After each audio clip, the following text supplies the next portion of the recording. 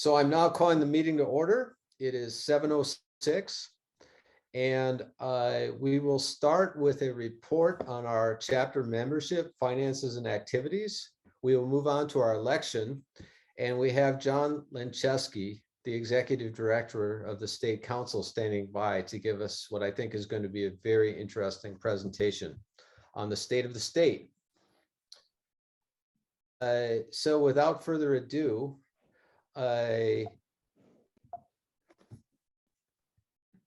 let me move on to introduce our treasurer to you. Let's start with the money. Paul Johnson, please take it away. All right. The annual meeting really does not work well with our fiscal year. So our fiscal year is April 1st through April 1st. So what you have in front of you is the annual report from April 1st, 2020 through March 31st, 2021. And of course, this was the year one of COVID. So we really didn't have a whole lot of activity. The biggest thing is we did make a sizable contribution to the Kinney Land Trust, which was our single biggest expense. So I don't know if anybody really has any questions. Just not a whole lot of activity. We had we didn't have any in-person meetings. We didn't have any events. We didn't have any habitat work projects that we did in that fiscal year. On the bottom, you'll see, we ended in March with $51,000 in the bank. By the end of the calendar year here, we had just over $55,000, and that's almost attributable to our fall end of the season celebration that we had, the Wild and Scenic Film Festival, which from an event, the film festival itself was kind of a break even. From the films itself, we sold enough tickets to cover the expense. But our silent auction that we had was tremendously successful.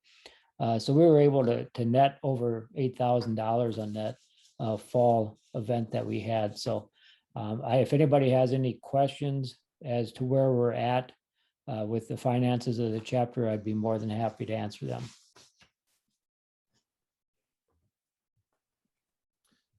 So I know it's always a little bit awkward with these Zoom meetings, but if anybody does have any questions for Paul about our chapter finances, feel free to unmute yourself and ask Paul your question.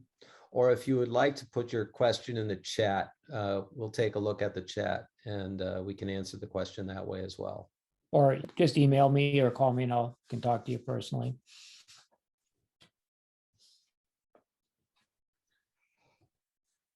Okay, at this point, it appears there are no questions. I'm sure everybody is eager to get on to the elections and our guest speaker. So we will close the treasurer's report for now. Bob? Yes. Just a quick question. Sorry. I'm new to the meeting. I'm new to who is speaking? I'm sorry. Dean Scheffler from Golden Valley. Yes, Dean. Hi. I'm new to the meeting, though not new to Trout Unlimited, but the Kinney Land Trust, the $7,500, what is that contribution intended to do? And just, I would imagine it's probably something you do every year, but what's the, like I say, the purpose of it? That's an excellent question, Dean, excuse me. Paul, would you like to answer that, or would you like me to? I would ask you or Chris. Okay. About a year and a half ago, the Kinney Land Trust had the opportunity to purchase a piece of land on the lower Kinney, just downstream from Glen Park and River Falls, which is known as the community forest. And this basically allowed a connection of all kinds of land fronting the river between the school forest, the River Falls School Forest, Glen Park and River Falls and then this other piece of land. And I can't remember what the total purchase price was. It was, in the hundreds of thousands of dollars. But we and our sister chapter, Kayaptuwish, made important contributions, which were really used for some of the legal matters and some other closing matters, which were difficult to raise funds for otherwise. It was pretty easy to get people to donate and foundations to donate to buy land, but we made an unrestricted gift. And that really helped us to help the Kinnickinnic River Land Trust to close that purchase. That purchase is now public land. And if you would drive into River Falls, park at Glen Park, and fish downstream, you can go a long ways on public land. So it was a tremendous purchase for the Trout Unlimited community, anybody who loves trout, and also a lot of other people who use the river. Good, thank you. Thank you also for queuing me up, because I'm going to be talking about the Kinney again in just a couple of minutes. Okay. I see we have a couple of questions in the chat, so I'm going to, just a couple of, I guess, general questions and comments. Steve Wardell, I hope you are able to get back online. Are there any further questions for Paul regarding finances before we move on? Okay. Well, if there aren't, I will move on and make a few comments about our chapter and about 2021 in particular. So I thought I would start by just letting you know the size of our chapter. I'm not sure where we rank right now. I know that within TU chapters, there's over 300 chapters in the United States, and I happen to know that the Guadalupe chapter in Texas, which is the only chapter in Texas, is the largest TU chapter with something like 5,000 members. And I guess, being Texas, they have to have the largest chapter. I am sure that TCTU is one of the 5 largest chapters in the country. We saw a significant increase in our membership last year through year before last, through December of 2020, as you can see. And the membership slightly leveled off by the end of 2021. And I'm not sure if this is due to timing or some other factor. We do have an active effort in place to reach out to folks whose membership has expired to ask them to rejoin. But I guess the main reason I'm putting this up is to just give you a sense of the size of our chapter over the past 2 years, some growth. And I guess to share with you that, since we have these, large and vibrant chapter, I think we have a lot of opportunities to really make an impact on cold water conservation and education.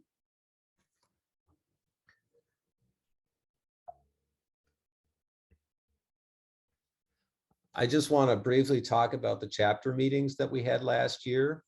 All of these meetings up until May were held by Zoom. In September, we thought we were ending COVID, and we pivoted to a hybrid meeting featuring Jason Swingen, where we got folks together at the Crooked Pint. In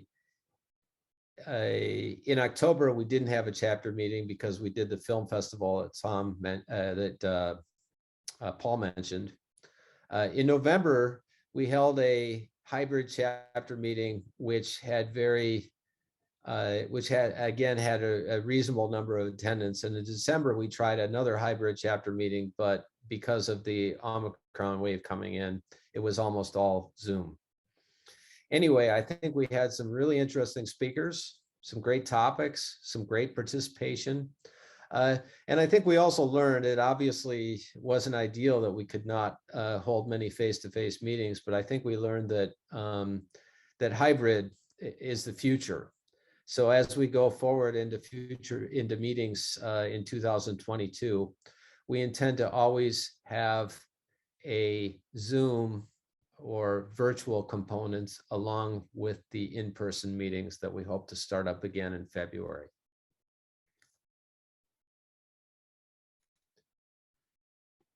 A couple of other highlights from our year last year. We did some good habitat improvement work on the south branch of the Vermilion. I fished that river a couple of times. I walked it with Mark Nemeth of the DNR, and it is just a really outstanding stream with good population of reproducing brown trout, some rainbows that are stocked, and there are some very big fish in there as well. I think Tom Walkington is on the phone tonight, but I heard from Tom that he observed somebody pull a 20-inch brown trout out of the south branch. So this is a really terrific stream that I think is going to continue to get attention from us, which is really, I want to say 20-25 minutes from downtown St. Paul, very accessible. Another real key of our year last year was working closely with the Trout in the Classroom folks on their summer fishing skills program. Due to some funding issues, they weren't able to have many paid staff supporting the metro parks and other organizations that were offering fishing skills programs to kids. And so our volunteers stepped in, and we had something just shy of 20 volunteers who worked with close to 200 kids. Really had a great time and really made I think an impact on those kids. We were also able to restart our winter fish camp after taking a break because of COVID in 2020. And I think the folks that went down to Whitewater State Park in December had a great time and were able to reconnect with each other. And we're very hopeful that we can continue that again next year. And then finally, under the leadership of our board member, Jim Souter, we started a Stream Keepers program. We have teams of people dedicated to Trout Brook, to the south branch of the Vermilion, and to Hay Creek, who are taking regular water temperature and chemistry readings and keeping an eye on the stream. And we have something like 40 or 50 other folks who are kind of at-large stream keepers who are taking chemistry and temperature metrics in streams throughout southeast Minnesota and reporting those results. And we hope that as we develop more data, the metrics that we get from those streams will allow us to report back to the DNR and other agencies if we see anomalies, if we see changes in what is happening in the streams. And meanwhile, we can also report back to our membership about how the streams are doing and about what we're seeing in terms of fishing. So this has been, it was our first year last year, and I expect we'll be expanding this program next year.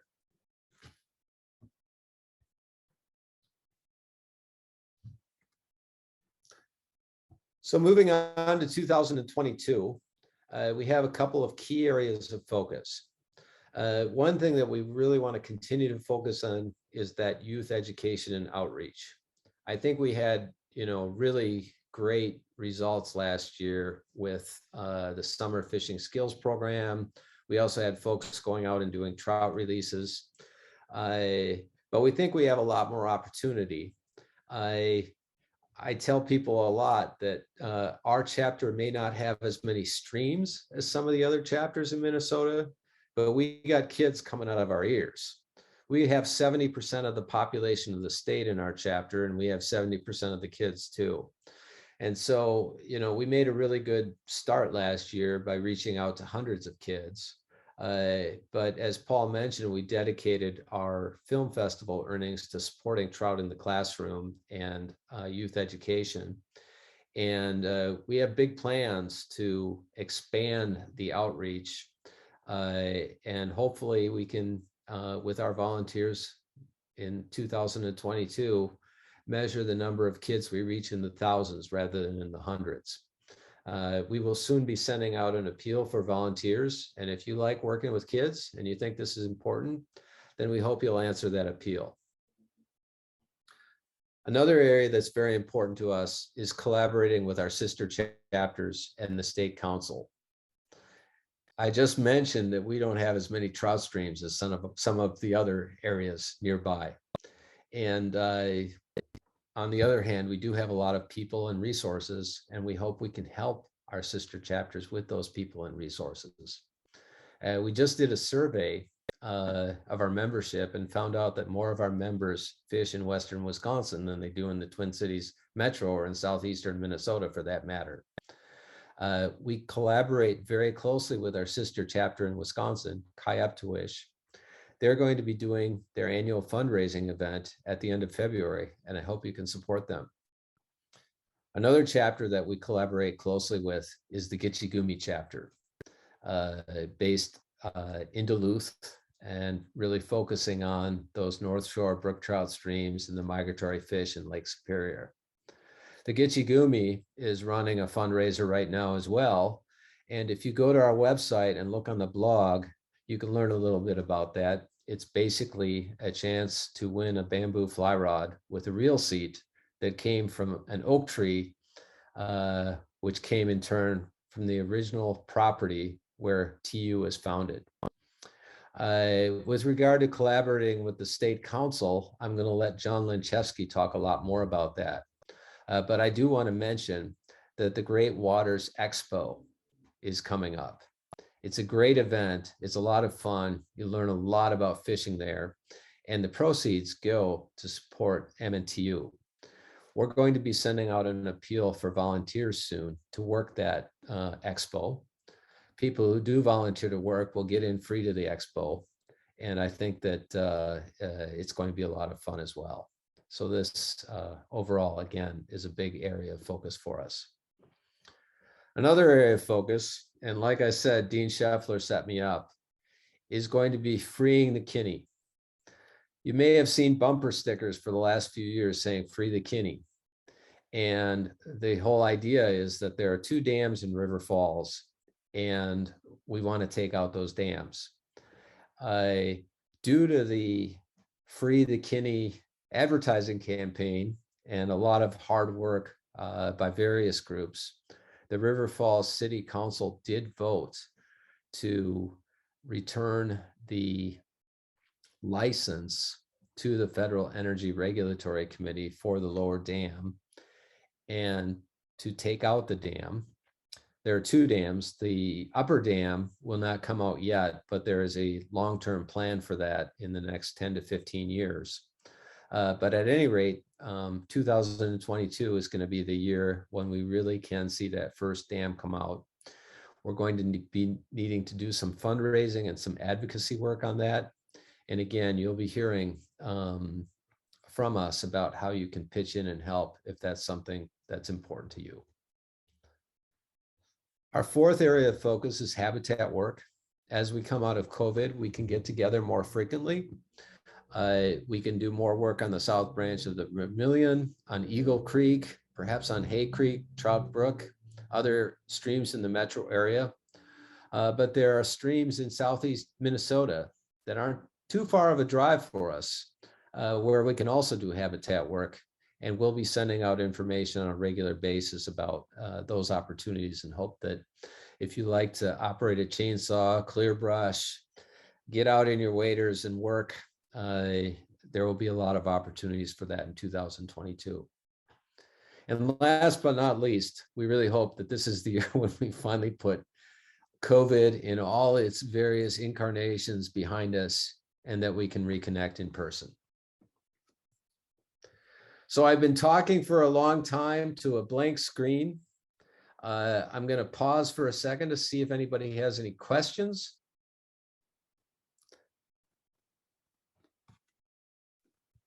if you do have questions, feel free to either put them in the chat, unmute yourself and ask the question, or if you like, you can email me.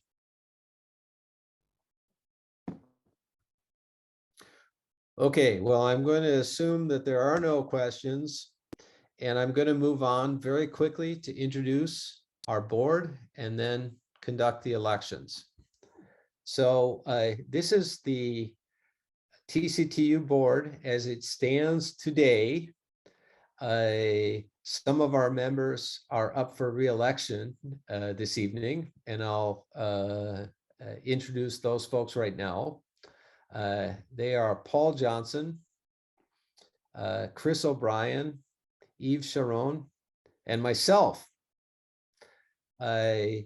So anyway, I think this is a board, you saw all those accomplishments that we had, and those accomplishments were due in large part to the efforts of our board members. They've worked very hard in the past year to achieve good results for Trout Unlimited, and I think they've had a lot of fun. We've had a lot of fun together. We also have, excuse me, two members, longtime board members who are retiring. That is Benji and Janine Cohn. And if you know Benji and Janine and their two daughters, Lily and Hayden, you probably know that Lily and Hayden are teenagers now, and they don't look like this anymore. They're still pretty cute though. But I really do want to recognize both Benji and Janine's efforts and the support that they got from Lily and Hayden. Janine served as our president. Benji was our membership coordinator and organized many of those chapter meetings that you've all attended. So if you know Benji and Janine and you have a chance to send them a note or give them a call, I'm sure they'd like to hear from you. They're not going anywhere. They'll still be involved with TCTU, but they are leaving the board. So go ahead, John. Okay, we're going to see if you can tell me if you see the first slide. We can see it. Okay. Well, thanks everybody. Thanks, Bob, for inviting me. Really appreciate it on a nice cold day. I think my feet are still cold, even though I'm upstairs in the corner office. It should be the warmest part of the house. It's still pretty chilly. So I'm here to talk about, Bob asked me to talk about the state of the state. I wasn't sure if that was the state of the state TU or the state resource. So I'm kind of cover both briefly. And I'll just tell you my approach is to use some pictures, because if I give you a bunch of slides with words, I think everybody will drop off in a hurry. So quickly, my background is I'm a Minnesota native. I grew up, I can't even remember when I started fishing, but I quickly moved to trout fishing. Oh, probably by the time I was 10, I was probably fly fishing before that for panfish, and quickly got into fly tying. But I've fished all over the state, even as a kid, really concentrated, of course, in the Southeast and then on the North Shore, but really using weekends to try and hit all the spots. So it's a very diverse state and a very diverse resource, and you know, a diverse set of threats, actually. So I'm just gonna, remind us all. I mean, our mission is to protect, restore, and sustain cold water fisheries and their watersheds. What this means for the Minnesota Council or Minnesota Trout Unlimited is that our focus is a statewide focus, trying to help the chapters deal with threats around the state or where they're not necessarily looking at it, try and monitor things and advocate in St. Paul. So, we have a very diverse resource. I'm just going to show you a few slides to remind you how very different the regions of the state are. So you'll probably recognize a bunch of these spots. I'll start in the Southeast because thinking most of you have fished there. Pine Creek, pretty much most of these, almost all the slides are on project sites where work has been completed. So this is Pine Creek.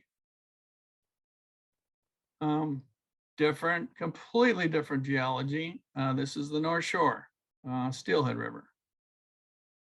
Back down in the metro, we have a really large prairie stream. It's not a driftless area stream. It's a very large prairie stream, the Vermilion River. Incredible resource, very different than what we see in the Southeast or the Northeast. But it has, you know, browns. I'm going to sprinkle in fish to keep you guys interested, because that's what brings most of us to TU, is trying to catch a fish. So again, back in the Southeast, some of you may recognize this. This is Pickwick Creek down near Winona, project done about, you know, a little more than 10 years ago. And nice heritage brook trout from the Southeast. You can see the gravel bottom. This is a Southeastern Minnesota brook trout. Approaching spawning colors, obviously. Back to the north, here's the Boundary Waters, and home to our incredible heritage, you know, native lake trout lakes. And so we've got 100 some lakes in northern Minnesota that the native fish are lake trout. And so incredible resource, different kinds of threats. A little more challenging on the fly rod, but that fish was caught on a fly rod. Of course, Lake Superior, lots of things going on there. People like shore casting, lake trout fishing, you know, ice fishing, but incredible resource, incredible number of fish that enter the streams, but an incredible success story, the incredible native lake trout population that rebounded from the devastation when sea lamprey got in. And a North Shore River, this happens to be the Knife River. Critters like this going up our North Shore stream. So, you know, incredible fishery enjoyed by many. Here's a wild steelhead on the North Shore. And then, you know, headwaters of those streams on the North Shore. Here's a small little brook trout stream, far from the lake, but very good brook trout stream. And, you know, we've got our native brookies up there in the headwaters. Moving to central Minnesota, here's the Straight River. Some of you may have fished it, but bigger, flat river. I mean, it drops about a foot per mile or something, incredibly flat. Groundwater is incredibly important, but has some very nice fish in it. And again, back to the Southeast, here is Trout Run Creek. This is a project site done a couple of years ago. And your standard Southeastern Minnesota brown from a Newburgh Creek project. And then finally, here's right in our backyard. This is Trout Brook. Angler hooked up with a brook trout there. And then there's always these, you know, mystery fish. Some people like to chase tiger trout around because we do see them naturally occurring in streams that have both browns and brook trout. So again, very diverse state, very diverse fisheries. And so, you know, our mission is to try and protect, restore, and sustain those fisheries. And as I said, the Minnesota Trout Unlimited, the Minnesota Council or State Council, some would say, is really attempts to be the statewide sort of unified voice to harness our membership before decision makers and say, you know, this is important to our members who are in every legislative district around the state. And so really we try and keep tabs on a lot of these bigger issues that, especially in the rural parts of the state, people might not be aware of, and really advocate for the resource. We also work hard to secure funding for habitat restoration, manage those projects, and try and offer opportunities to members to get involved in habitat projects. So many of you have probably met me on the Vermilion River, and some of you are on my chainsaw gang, but it's real important to get members engaged in conservation work. And I've always thought, and it is true, that the strength of Trout Unlimited is the members, the grassroots members, their passion and commitment. And of course, we try and educate and inform through a newsletter, holding the expo, running an education program, but it's really trying to do a better job of informing members and getting them engaged. So kind of have a hard time, my slides, I'm getting a little chopped off from my own personal view, but I'll just say that, you know, what's important is the big issues for the resource are water quality. It all depends on water quality, and that depends on land use. because really fisheries are a product of the land. It seems kind of odd, but it's true. You get in the water what the land allows you to have in the water. So groundwater is vital. That's why we call them cold water streams and cold water fisheries. Surprise, cold water, which comes from groundwater, is critical. So that's a major area where we try and work in advocacy. And then we advocate for wild fisheries because we know that they will maximize the productivity of any system. Public access and use is very important. We feel that people who get out and fish and enjoy it will become advocates for the fisheries, for the watersheds, for the land use that sustains them. And I think that's kind of how Trout Unlimited members, that's at least how I came to Trout Unlimited, and I joined in high school, 40 years ago. So that's how most of us come in interest in the fishing, but quickly realizing it's all about everything else that is important. And then we're very active on, legislative and agency fronts. Probably not spent a lot of time on these. Are issues that have been around a while that we have been working on for a number of years. Some we have, there's opportunities to make real progress, and other times, you're banging your head against the wall and you keep doing it until you get one of those opportunities. So for instance, silica sand mining, some of you may recall about, it's almost 10 years ago now, where we were really the only voice that said, hey, wait a minute, we don't want the silica sand mining in southeastern Minnesota. So we very successfully actually ended up behind the scenes writing the statute and pushed it through. And now we have a setback from all our trout streams from silica sand mining. So number of different issues. There's the list, you can look at it. Today, groundwater remains a central concern in the Southeast, the agricultural parts of the state. Of course, feedlots and water quality concerns are predominant. We are growing more concerned, I'll just say, about our some lack of, we're losing public access, some of it permissive that we thought we always had. And we're seeing some of that vanish, and really a little dismayed that the DNR in particular has not had a greater emphasis on acquiring additional easements to permanently protect not just access, but the riparian corridors. And so we're working on that. And on all these, we're active and want to become much more so with your help. Then I'll just mention forest management in the northern part of the state. Fisheries are really a product of a healthy forest. And so there's some current concerns there, particularly on forested land that fisheries owns for the purpose of improving or maintaining the fishery. They're being forced to harvest trees when they shouldn't and they don't want to. So very concerned about that, working with, again, a host of partners on that, and it's going to be kind of a long fight. And then we're concerned about climate change and what that means for, changing forests. We're losing our northern forest cover. We're seeing bigger, more severe storm events. And so very concerned about that issue, because after all, we are fans of cold water fish, and surprise, they're going to be the first ones to go. So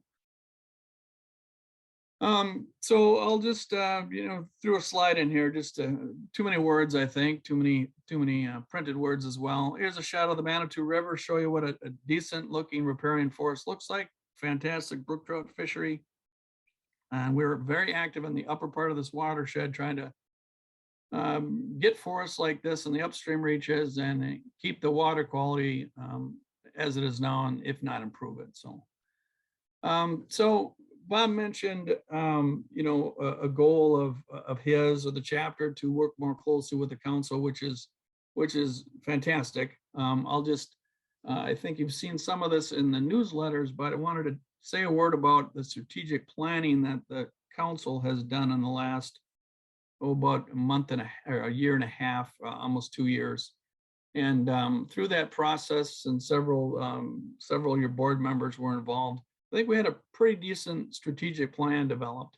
And now it's all about, it sets a framework, and now it's about making it happen. So in a nutshell, what that strategic plan is all about is, trying to increase our effectiveness. And what has happened with the council over the last decade is we've become extremely busy with habitat work, education program, and the staffing hasn't changed, little old me. And so we're trying to increase our capacity so that we can get back to doing more and more effective advocacy. And just as importantly, or maybe more importantly, the focus is really trying to get average Trout Unlimited members involved in the mission, involved in the work in the state of Minnesota. And so we're trying to provide support, some direction, but really input. So we're in the process, we're about to begin to develop a comprehensive advocacy plan, and we're looking for people who would like to, have a role in that, help, bubble up ideas and work on criteria, and really help us get a top-notch advocacy plan, but then start to implement it. And the real power of Trout Unlimited has always been average members, passionate advocates, volunteers. It's all the little conversations you have with your neighbors and your own legislator. Those are what make the difference on most of these issues.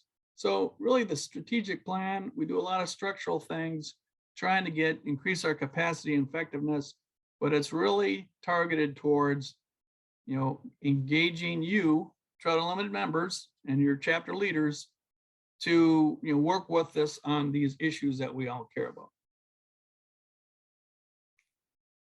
Another fish. I got to get up my soapbox and show you another fish. But really, it is important. I encourage anybody who's interested to get a hold of us and see, could you, even in a limited way, have some input in the advocacy plan, and that'd be great. So I just want to mention one issue you'll probably see in there if you haven't seen it in the paper already, but there's a case called Limbo Creek in Southwestern Minnesota. And it's kind of an example of the type of work that we've been doing for a couple decades. In Minnesota, streams and waterways are protected based upon whether or not they are public waters. And there's a statutory definition of that. Basically, it says if you've got a defined bed and bank and so many miles you drain your public water, and then it has all the regulation. The statute also historically said, well, that DNR needs to make a map of all these streams, create a public water inventory map and list. And, but nobody's surprised it wasn't perfect. Some streams did not make it onto the list or onto the map. And typically these are these smaller headwater streams and wetlands that we know are really the lifeblood of our streams. And so in the case of Limbo Creek, there is a stream that was on the map, but not on the list. And environmental group we often work with asked for environmental review of a project to straighten this natural little stream. And the county, their defense was, well, it's not a public water because it wasn't on the list. Sure, it was on our map, but it wasn't on the list. Therefore, it's not a public water. We weren't involved in this original suit, but that issue went to the Court of Appeals, and the court got it right and said, no, if it meets the definition of a public water, you have to protect it, even if the agency didn't do a great job, in the 1980s. And so that is gone to appeal to the Supreme Court, and we are going to weigh in with a friend of the court brief. So just, brief update. There'll be an article in the newsletter about it. But that's some of the kinds of issues that we would like to get more involved in with your help. So I have the most pictures, as you can imagine, of streams and habitat projects. We've done about 100 miles of habitat work in the last decade or so. Tried to sprinkle in some chapter members. Here's Dean Campbell, former chapter president. And just giving an example, here's East Indian Creek down near Plainview. This has heritage brook trout strain in it. So I'll just give you a quick tour of pictures from the Southeast first. Just mention we have a diversity of different types of work we're doing in different stages of completion. First being, we're doing some wintertime invasive buckthorn and box elder removal taking place in the winter on frozen ground. And we're doing some, seeding as needed. The goal of that is to open up some of these streams, these cold streams that actually will benefit from sunlight to get some weed growth going, beneficial, and drive the food chain. So we're doing that work. Then we're doing a number of, large projects that you think of as HI work. This past year, we completed a 2-mile long project on West Indian and projects on Rush Creek and Weisel Creek that were, 3/4 of a mile each. We continued doing the second or third phases of projects previously done on the south branch of the Whitewater, a different portion of Rush and a different section of Weisel. And then we're working on maintenance of older projects, and we have more projects planned for new projects for this summer. So I don't have a ton of great pictures on some of these because they're just too new. So this is West Indian Creek near the bottom end. They all look pretty raw to me. The grasses come in, but it's going to take a while for them to mature. Here we go. Another shot of the stream, one of the pools. In that, you can see where it had high water that came over that inside bend, flattened the grasses, but things are holding up well despite some flooding.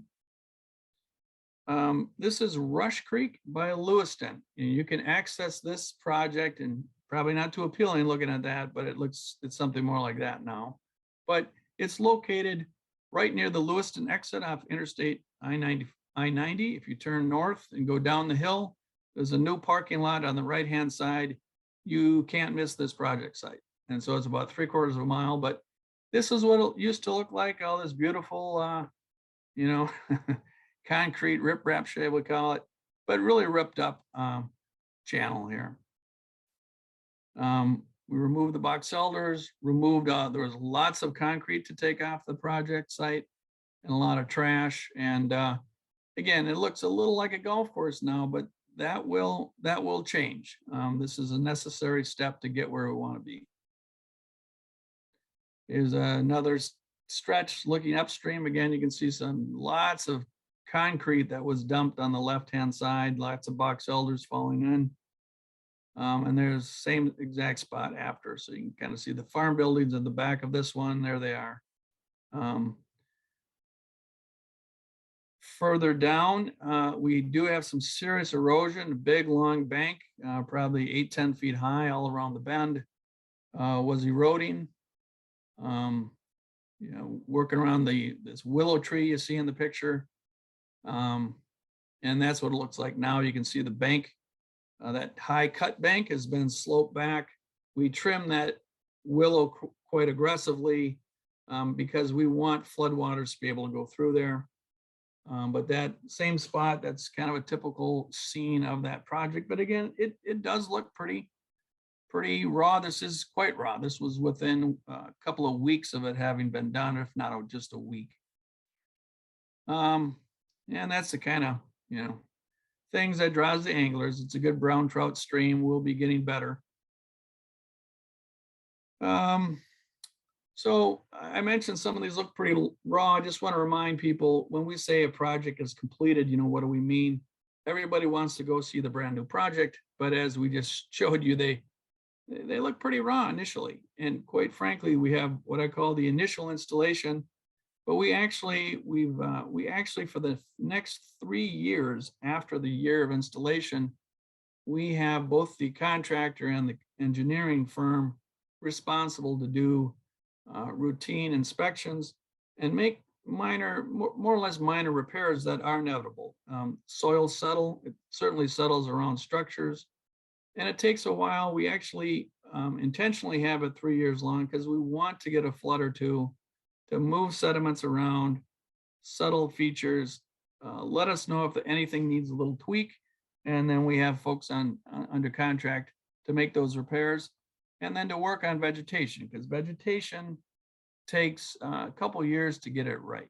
So here's Pine Creek. This has had a couple years. Looks pretty nice. It does have very good vegetation.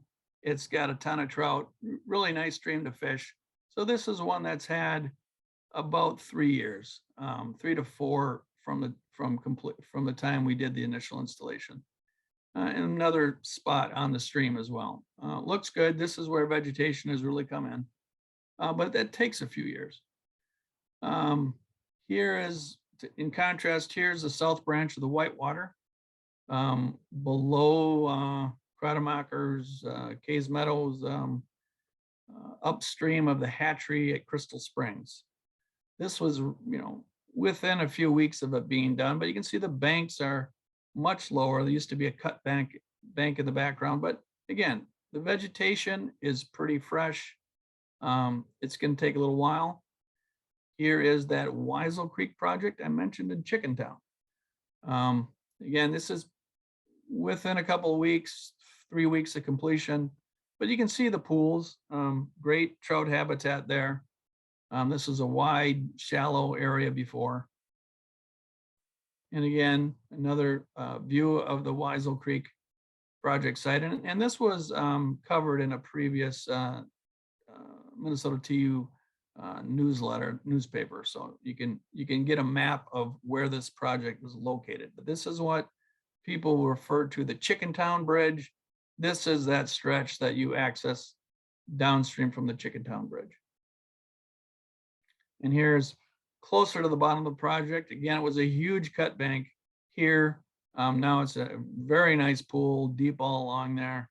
No more erosion. And again, it looks much better today. This is an old picture, more than a year old, and it should be growing in quite well. Typical sort of southeast brown. Trout Run Creek. This project was done 2 years ago, but I threw this in because I wanted to show you, some of these projects you might fish the stream and go, hey, what's going on? Somebody's mowing here.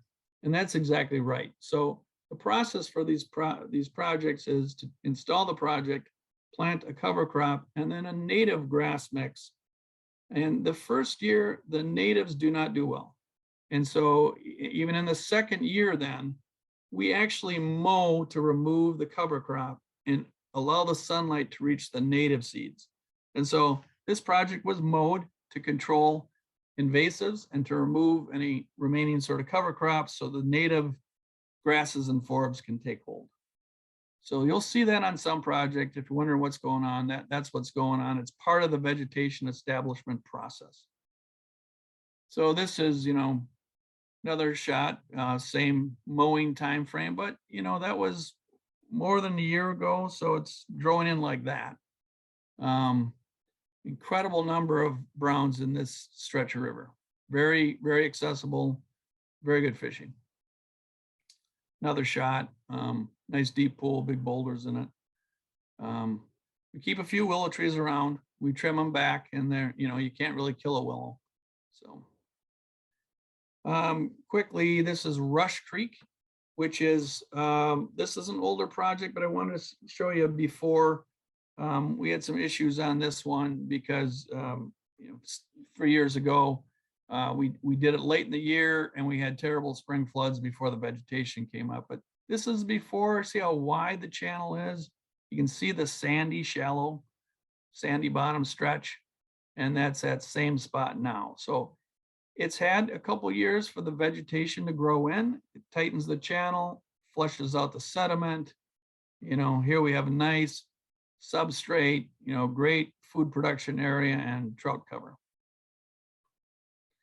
And I'll just mention, we do a fair amount of, pretty modest maintenance. Here we had some cows that got in and decided to wallow where a spring entered. And so we had to go back and patch that up. But it extends the longevity of these projects if we can catch it early. Then I'm going to quickly just cover some of what we're doing in the Northeast. I know we're probably running out of time, but I'll just say, just give you some examples of the types of work we're doing. If you want, I can come back and talk individual projects or methods at another time, but I just want to give you a flavor for what's going on last year and this year. Here's an example. Some of you have seen this before. It's a feeder to the Stuart River.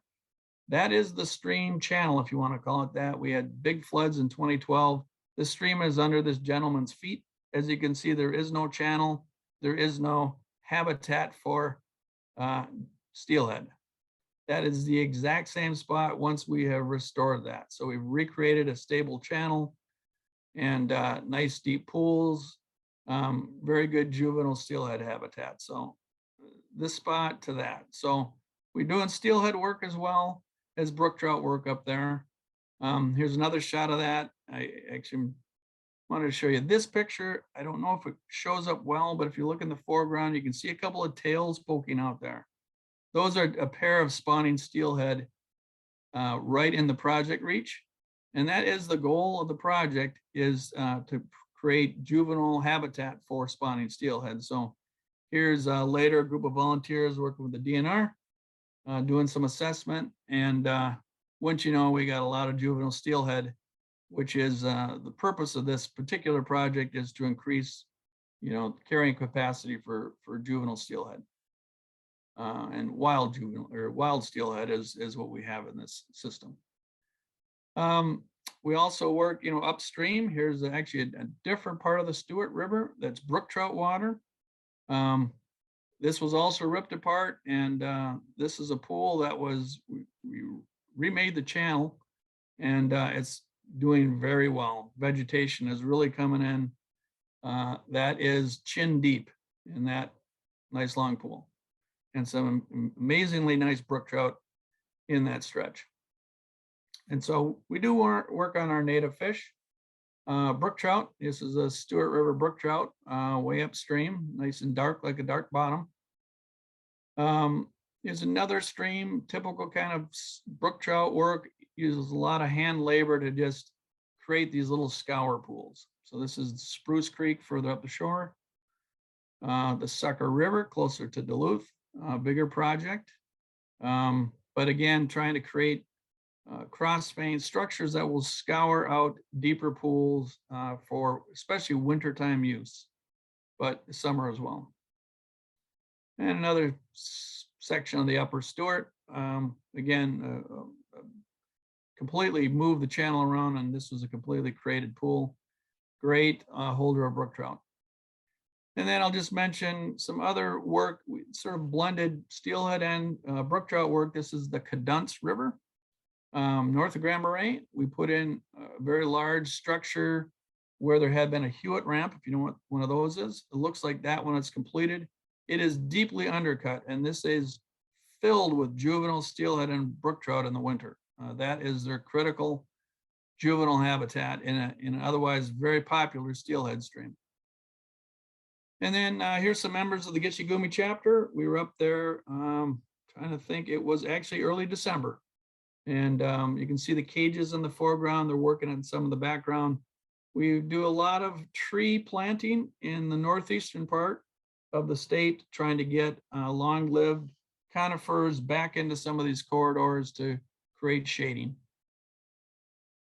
Well, let's mention, Bob had mentioned, I think, the weather. One of the consequences of climate change is increase in forest pests, tree pests. So the spruce budworm is decimating the forests of northeastern Minnesota. This happens to be in Lake County. This is the Gooseberry River. Those are all balsams killed by the spruce budworm. So we're beginning to do more and more work there, cutting gaps, cutting these dead balsams out and then planting them. and protecting them from deer browse. So we're beginning to do a lot more of that work. Again, targeting brook trout. Another thing we're doing in the Northeast in particular is work to replace barriers to brook trout movement in particular. Longer I kick around these streams and fish, the more I realize just how much brook trout move, and they have to move. There's not a lot of groundwater in northeastern Minnesota, and they really do move quite a bit seasonally to get to the cold water refuge areas. And one of the problems is culverts. Basically, you think of any roadway as a dam. If it has an improperly sized culvert, it's a dam to fish movement. We've begun replacing some of those. This is a project we did with the DNR and Cook County on Friedenberg Creek, a tributary of the Two Island River near Schroeder. And this is actually, they created a bypass channel for the stream water as they're putting a new culvert on the left. But that was done this summer as one of 3 culverts replaced. Here's a few shots of where we will be working this summer with the DNR and with Lake County. This is the lowest culvert on the Baptism River. And, I have another picture, you can see it more clearly, but the fish cannot get downstream. It was very warm. They can't actually get up into that culvert. And in that, the pool you see in front of the culverts, there was probably 80 brook trout in there, including some incredibly nice brook trout, but could not escape to try and find cooler water by going down and then turning up another area. So that will be replaced in 2022. This one at the Heffelfinger Road also will be replaced. You can see a long culvert with a drop. Fish cannot get up that. And then we're going to be leading, in particular, this one. This is the last barrier culvert on this whole sub-watershed of the Baptism called Huckaman Creek. That will be coming out this summer as well. And this is an example of the type of culverts that should be going in. This one in particular, I think, is a bottomless, but we've got a floodplain culvert on the right to help with flood flows. We're also working on forestry. We'll be working with the DNR to develop forest tree planting plans for their fisheries owned lands, rather than letting others do things like this to it. And then that's pretty much the slides I have. I'm just going to, kind of scroll through some pictures if people want to start bubbling up some questions. This is Don Eckenrode. Many of you know Don. Here's him on the Upper Sucker and a brook trout project site. But I'll take questions, I guess. Or just more examples. Thank you, John. I have a few questions in the chat, and I want to encourage others to ask their questions. John, I think somewhere along the way your video got turned off, so I don't know if that was intentional or if you want to, if you would like to turn your video back on. Sure. I can.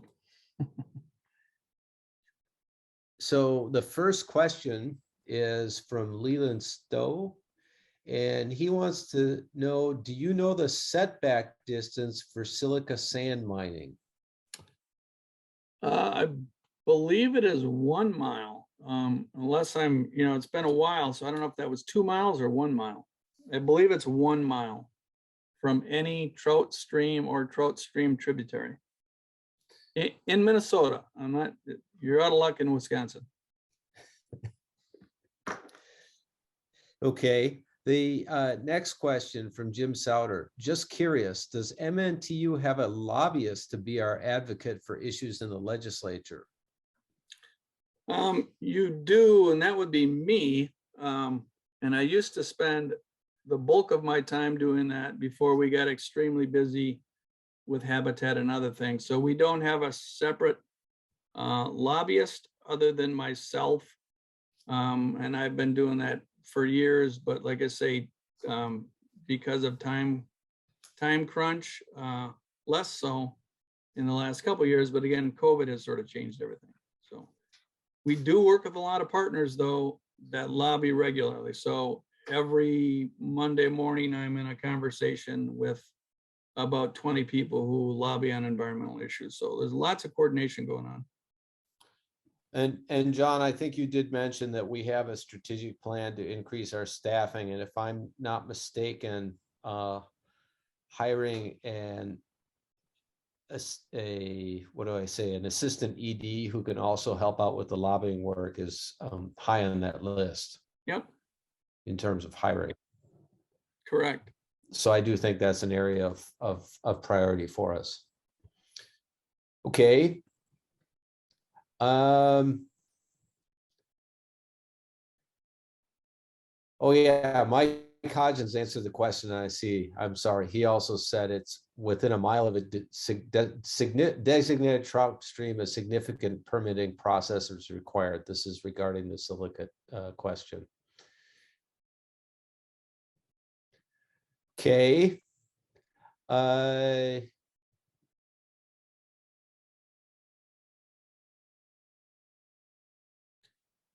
next question is, does this work align with the National Strategic Plan for Stream Restoration? It does align with it. I guess I'll be honest that I'm not sure exactly what is the national plan for stream restoration. I'll just say that the national organization has probably given little attention to the habitat restoration work in the state. And so we jumped on the opportunity to get work done in the state. But it's certainly consistent when we run all of our project invoices through TU National, who function as a piggy bank. So certainly in the driftless area, I work, daily with Jeff Hastings and national staff. But I guess we weren't going to wait till they decided they thought it was a priority.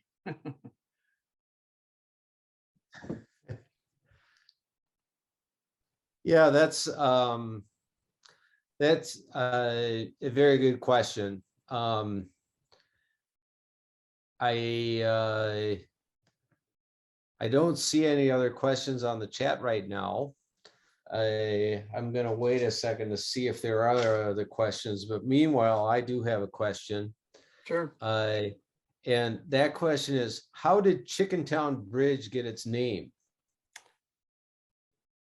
I wish I knew that. I suspect that somebody had one heck of a barnyard sort of. Well, there's Chickentown Creek comes in there, so I don't know. But again, how did Chickentown Creek get its name? Yeah, well, I think that's a good question. We're going to assign you to do further research, John, because I think this is like one of the best names for a stretch of habitat improvement in the entire country. That's true, and it's not far from the $1 Million Bridge, if you know where that is.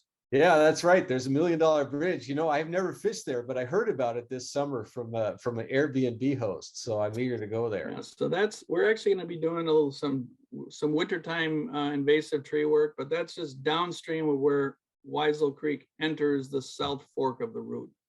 So we have $1 Million Bridge and Chickentown Bridge. There we go. So meanwhile, we actually do have some serious questions. This is from Charles Phelps. He says, I fished the Mntu in August this past summer and only saw chub where I usually catch a few brookies and see a few more brookies. Would you guess the fish went to find deeper, cooler water somewhere, or did they die? My guess is if they could move, they did. And so that would be my guess. I'm not sure what stretch Charles was in. I mean, as you know, it was an incredibly hot and dry summer. I will mention that the upper Mntu is one of our focus areas for additional culvert work. We're hoping to get some federal funding to pair up there, but I would suspect they moved if they could. The Mntu is actually a pretty good system where it does not have many barriers to fish movement other than the natural falls in the bottom end. So if you're fishing there, they are a little bit stuck. But it is amazing how you know, fished in the north quite a bit, and even some of these streams that will seem devoid of fish when it gets warm, they will tend to hunker down somewhere and get active again when it finally cools or they get some water. So, but that's a very good system, the Mntu. Yeah. Well, I think that culvert work is really critical, and it seems to me like it's you know, what I say, good bang for the buck. Yeah. Well, there seem to be federal partners for it, so that helps. So the more people who are interested in it and can pool resources, the more gets done. And we don't care who does it as long as it all gets done. So the fish manager in that area is just a very sharp, excellent guy. And he quickly realized that instead of jumping all over, he prioritizes where the work was done. And he realized using temperature data and surveys, they would identify the highest priority culverts and work on sort of a major catchment and then watershed level. And so really great strategy. We're happy to partner with the DNR on that. So should be getting a lot happening in the next, 3-4 years in that front. Excellent. Okay, so a couple more questions have come in. The first question is from Mike Slinkard, and he wants to know, how much funding does MNTU get from local chapters? It varies year to year. I think the last fiscal year, let's say, I think we got about, maybe 5,000 from Minnesota chapters. In addition, I know the Twin Cities contributed some for the education program in particular. It varies year to year. In the past, we probably we're getting along the lines of 20,000 a year from the chapters. So, but I think the last year or two, it's been maybe around 4,000 or 5,000. Yeah, so I think that to expand on that, I think that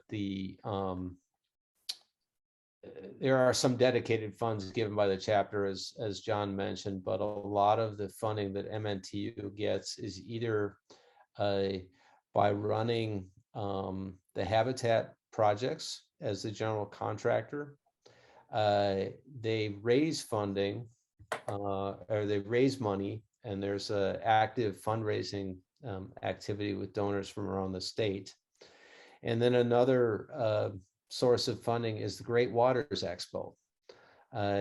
So obviously, as we work to increase the professionalism and staffing of MNTU, we're going to need to increase the amount of funding that they get to support that. And I think a lot of that will be done through dedicated fundraising activities. I don't foresee that they'll be asking local chapters for really, really large contributions, but will rather do general fundraising activities. John, I hope are we aligned on that? Oh, I'm sure I'm sure we'll ask. Yeah. Yeah, just to clarify on the funding. So on the habitat stuff, so the habitat work itself, we get reimbursed for. So the effort to write grants and lobby for grants and secure, that's not covered. I mean, everything, the actual project work, we can, TU acts as the piggy bank. We pay the construction invoices of the vendors, the contractors and designers, and then later get reimbursed from the state grant.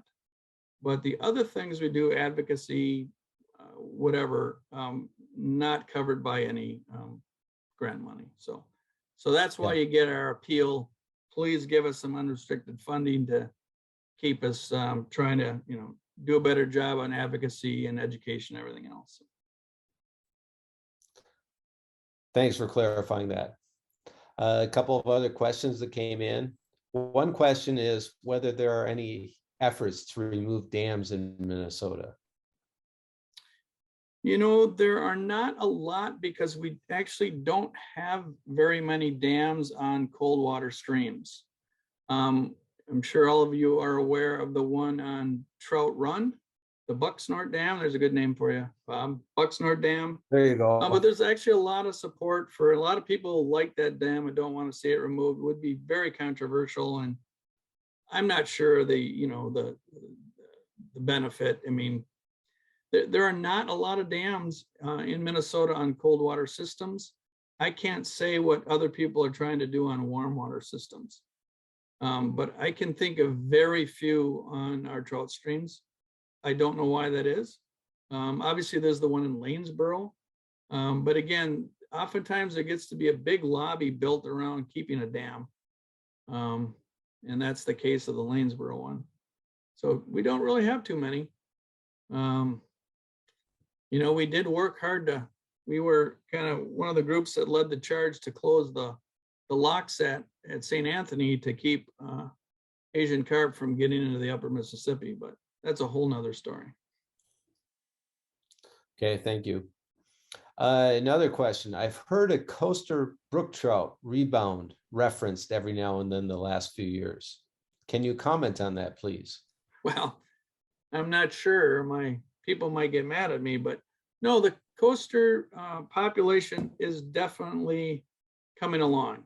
So it's doing pretty well. There's some pretty nice fish being caught. They're an interesting population because they're sort of in and out, and you never know how long they're going to be in for. I think they're doing some interesting genetic work and finding some of these fish that we might see in a river midway down the shore, in a harbor up in Cook County and stuff like that. So they don't know a lot about them, but they seem to be making a pretty good rebound. We worked hard to get that regulation in place in '97. That was a one fish over 20, thinking there wouldn't be many over 20. And we knew at the time that that's probably the most you could do for coasters, the biggest thing. And so they are really showing up, and people spring steelheading. Sometimes guys catch a fair number of coasters. So they are rebounding. I'd say, stick with the bigger water. It would be my only further north and bigger water.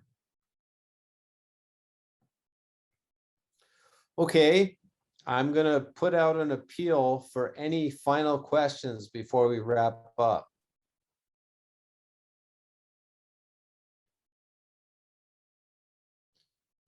Well, people are thinking.